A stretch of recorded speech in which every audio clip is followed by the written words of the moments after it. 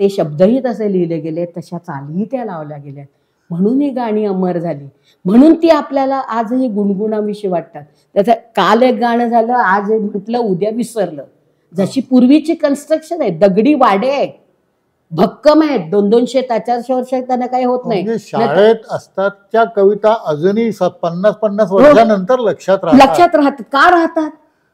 का लक्षात राहतात? आणि आपल्याला कालचं काय बोललं होतं ते आज आठवत का नाही मग? कारण ते बिंबवलंय मनामध्ये. एक एक एक एक एक एक भाषा आणि ती चाल आणि तो गायक, ते शिकवणारेही तसे शिक्षक होते. आजचे शिक्षकही, मला असं म्हणायचं नाहीये, कदाचित त्यांना नसेल, आपलं भाग्य चांगलं होतं म्हणून आपल्याला तसे शिक्षक मिळाले की ते आता एखाद्याचं नशीब म्हणून गडकऱ्यांची कविता आहे, काही गोड फुले सदा विहरती स्वर्गांगणांच्या शेरी, काही ठेवी तसे कुणी रसिकही स्वच्छंद ऋण मंदिरी, काही जाऊन बैसती प्रभुपदा पापा पदा वारिते, एखादे फुटके नशीब म्हणून प्रेतास शृंगारते.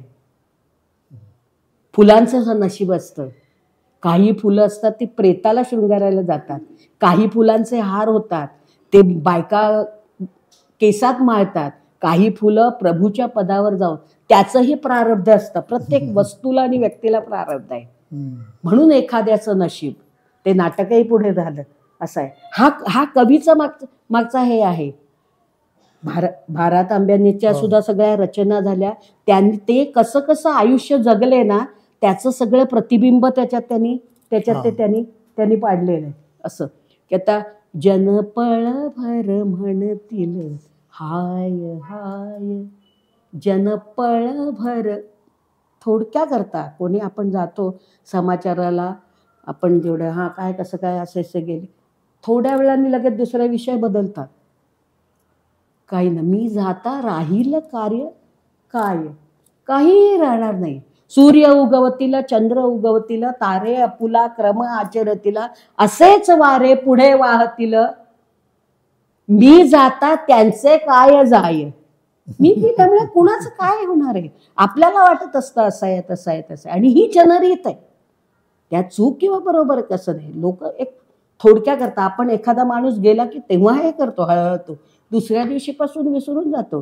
13व्या दिवशी ज्या वेळेला सगळं हे होतं तेव्हा प्रसादाचं म्हणून हसत खेळत आपण हे करतो.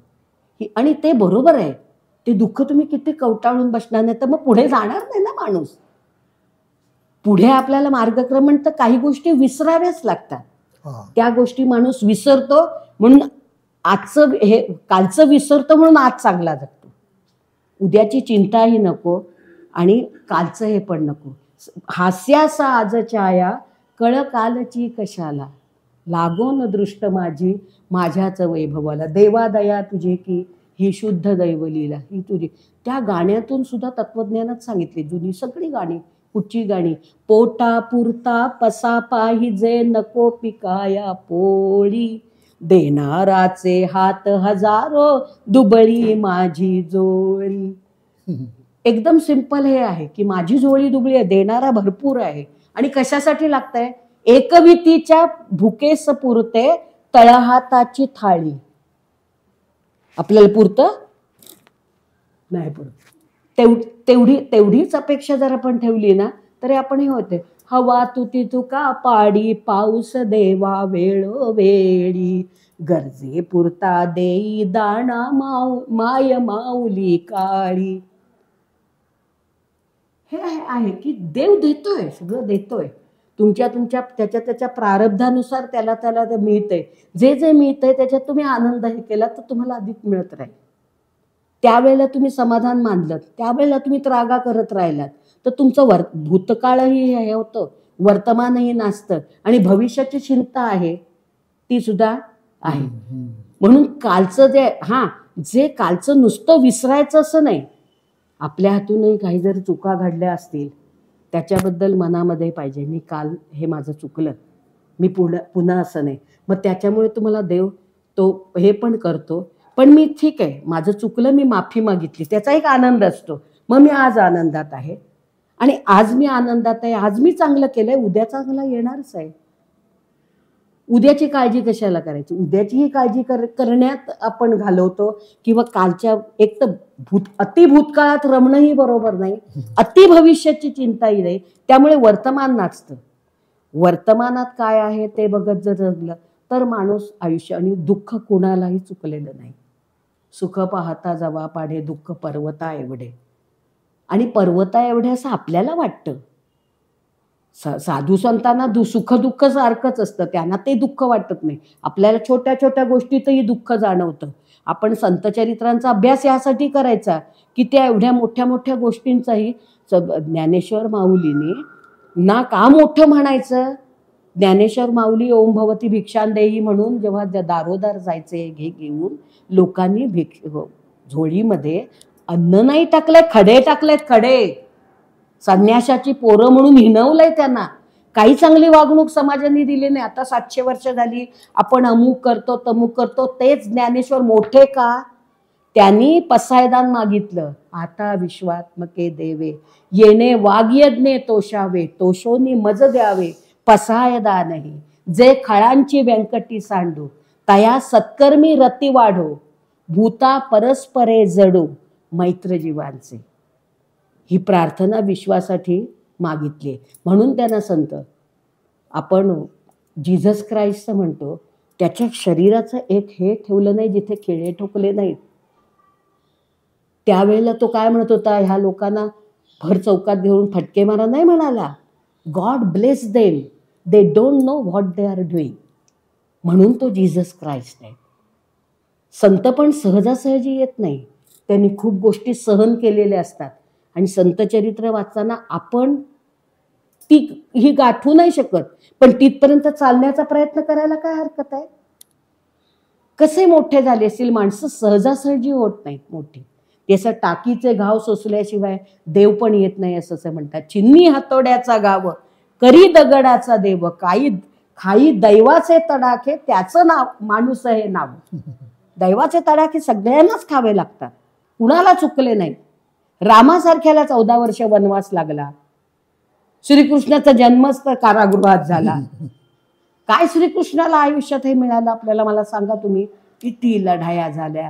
ती नुसती प्रेमाने आली आणि ते पुतना ना दूध प्यायला म्हणून घेतलं, तेव्हापासून तो मारतच आला ना स्वामी. ज्या गोष्टी वाईट आहेत त्याचा संहार करत करत करतच आला. म्हणून आज जग टिकलेलं आहे. तो संहार त्यावेळेला केला. रामाचा अवतार झाला. दशावतार हे यासाठीच आहेत. सज्जनांचं रक्षण, दुष्टांचं पारिपत्य, असं करत करत युगानुयुगे परमेश्वर जन्माला इथे येतोय. तो सगळं करतोय. सृष्टीची घडी पुन्हा हे करतोय. पुन्हा एक युग जातं, नवीन येतं. असं हे सारखं सृष्टीचं रहाटगाड सुरूच आहे. आपण त्याचा एक भाग आहोत. आपण काय आज आहोत उद्या नाही.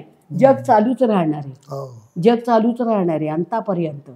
त्यामुळे जेवढं आयुष्य आहे ते आपलं चांगलं कसं घालवता येईल, सत्कर्मात कसं घालवता येईल, परोपकारात सदाचारात कसं घालवता येईल, एवढंच आपल्या हातात आहे. आणि ते करत असताना आपण देवाचं जर नाव घेतलं तर आपल्याला आनंद मिळतो. आपल्यामुळे इतरांना आनंद होतो.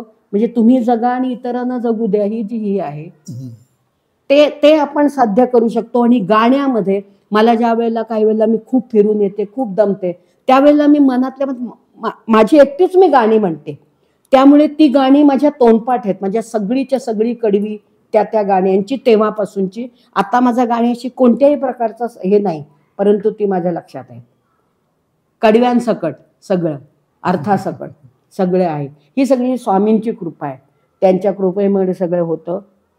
आणि तो ओवी ते अंगाई नावाचा एक कार्यक्रम मी मध्यंतरी आता एवढा माझा आवाज चांगला राहिला नाही, मी आजारी होते म्हणून. तर ते, आणि मुळात खूप चांगला होता असं नाही, पण एक होता. पण आता आजारपणानंतर थोडा हे झालाय. आणि मला आवाजाकडे माझ्या बघू नका, मी गाणं शिकले नाही, मी लोकांना सांगते. त्यातला भाव बघा, शब्द जे आहेत त्या कवीनी मांडलेले ते किती उत्कृष्ट आहेत हे मला सांगायचंय. असं आहे. तर दुसरा एक प्रकार विडंबन काव्य जे आहे. आता मी झेंडूची फुले अत्र्यांचं विडंबन काव्य कसं काय उत्पन्न झेंडूची फुलाचा तुम्ही विषय काढलात ना, तर आम्हाला ते होतं एम.ए. ला. हा, तर केशवसुतांची कविता होती नी, आम्ही कोण म्हणून काय पुसता, आम्ही असू लाडके देवाचे दिधले असे, जगत हे आम्हास खेळावया. हा, केशवसूत म्हणतात आम्ही कोण विचारता, आम्ही असं तसं. तर अत्रेनी त्याचं विडंबन केलंय, आम्ही कोण म्हणून काय पुसता, दाताड वेंगाडूनी फोटो मासिक पुस्तकात न तुम्ही का आमुचा पाहिला, किंवा गुच्छ तरंग नाही वाचला का, तुम्ही काय विचारता. म्हणजे बरोबर अपोजिट, पण उत्कृष्ट काव्य केलंय. हा, उत्कृष्ट काव्य केलंय अत्रेनी. ते झेंडूची फुले तो संपूर्ण हेच आहे. तर ते विडंबन ह्याच्या विडंबनाचा म्हणजे त्यातून आनंद उत्पन्न व्हावा यासाठी ते आहे. टीका करायची, त्यातले दोष टाळायचे नाही. अहो, टीका करायला सुद्धा गद्यातून टीका करायला ठीक आहे, पद्यातून टीका करायला नाही. पद्यातून टीका करणं सोपं गोष्ट नाही, ते आत्र्यानंच साधू शकतं. आजीचे घड्याळ कविता आत्र्यानेच लिहिली आहे, आणि ही केशवसुतांच्या ह्या कवितेच्या संदर्भातलं विडंबनही त्यांनीच केलंय. त्या सगळ्या विडंबनांना उत्कृष्ट चाली लागू शकतात. का चालू अभ्यास आहे तो. आजीचे घड्याळ किती सुंदर कविता, एकदम साधी, काही दिसत नाही, परंतु आजीला संध्याकाळ झाली, सकाळ झाली, रात्र झाली, सगळं कसं कळतं. हे हा अभ्यास आहे. तर ते विडंबन काव्य हे करण्यासाठी तुम्हाला सांगते की मी ते आता देव जरी मज कधी भेटला मोलकरीन सिनेमातला त्यावेळेचं होतं ना, त्यावेळेची त्या काळातली स्त्री, तिच्या प्रायोरिटीज वेगळ्या होत्या, आजच्या वेगळ्या आहेत. तर ती आपले काय, तिचं चूल आणि मूल एवढंच जीवन हे होतं. त्यामुळे ती म्हणते, देव जरी मज कधी भेटला, माग हवे ते माग म्हणाला, म्हणेन प्रभू रे माझे सारे, जीवन देई मम बाळाला, देव जरी मज, देव जरी मज. 1960 सालची बाई हे म्हणत होती. आजची स्त्री जी रोजच्या रोज 8:32ची लोकल तिला हे करायचे, घरातलं सगळं आवरायचंय, डबा नवऱ्याचा द्यायचाय, मुलांचं करायचंय, ती म्हणते, तिची साधी अपेक्षा आहे, देव जरी मज कधी भेटला, माग हवे ते माग म्हणाला, म्हणेन प्रभू रे लोकल मधली, चौथी सीट तरी दे रे मजला, देव जरी मज, देव जरी मज, वगैरे असं.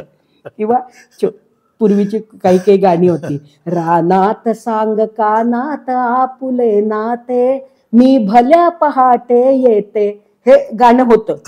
ऐकायची मी, मला ते खूप गंमत वाटायची. मी म्हटलं, रानात सांग कानात, आता रानात तुम्ही गेलात ना, तर कानात कशाला सांगायला, आहे कोण, तुम्ही दोघच असणार ना, मग कानात कशाला सांगायला. बरं, आणि ते मी भल्या पहाटे कशाला, रान मोकळच आहे ना कायम, केव्हाही जा ना असं. परंतु काही काही गोष्टी असतात त्या अशा एकांतातच करायच्या असतात. कवीला ते म्हणायचे एक गमतीचा भाग म्हणून. पुढच्या सगळ्या ह्याच्यामध्ये मी भल्या पहाटे का येणार आहे, कानातच ते का सांगायचं, सगळे अंतरे त्याच्यामध्ये आहेत. किंवा गंगा यमुना डोळ्यात उभ्या का, जा मुली जा दिल्या घरी तू सुखी राहा, काही काही गाणी आहेत. पण त्या ध्रुवपदामध्येच इतकी ताकद असते ना, त्याच्यामध्येच त्यांनी सांगितलेलं असतं. आणि ते मी सांगतोय ते कसं आहे, तुम्हाला नाही पटलं का, मग पहिला अंतरा, मग दुसरा अंतरा, आणि तिसऱ्यामध्ये समारोप. भावगीत किंवा गाणं लिहिणं एकदम कठीण गोष्ट आहे, कारण ते जे तुम्हाला सार सांगायचे ते त्या 3 कड्यांमध्ये तुम्हाला सांगायचंय. पहिल्यामध्ये इंट्रोडक्शन आहे, दुसऱ्यामध्ये त्याचा विस्तार आहे, तिसऱ्यामध्ये समाप्ती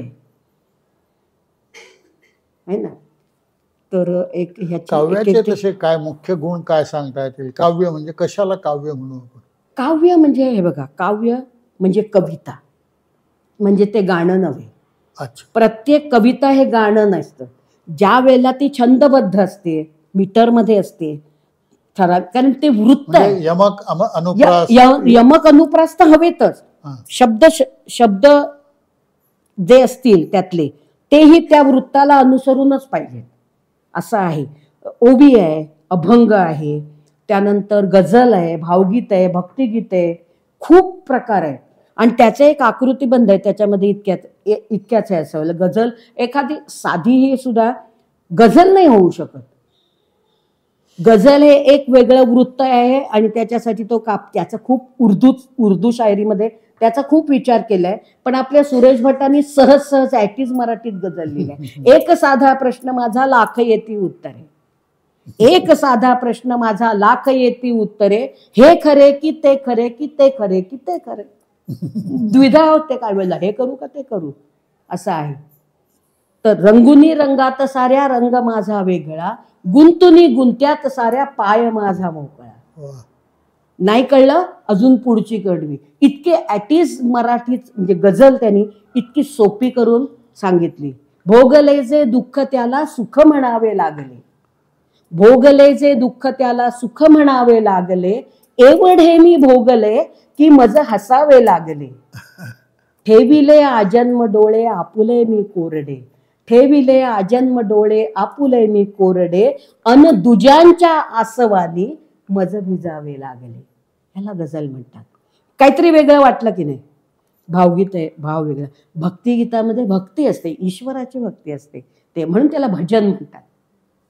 भजणे काय भजनी लागलाय असं म्हणतात ना, एखाद्या गोष्टीला भजनी, मग देवाला असेल कुणालाही असेल असं, तर त्याला ते भजन आलं.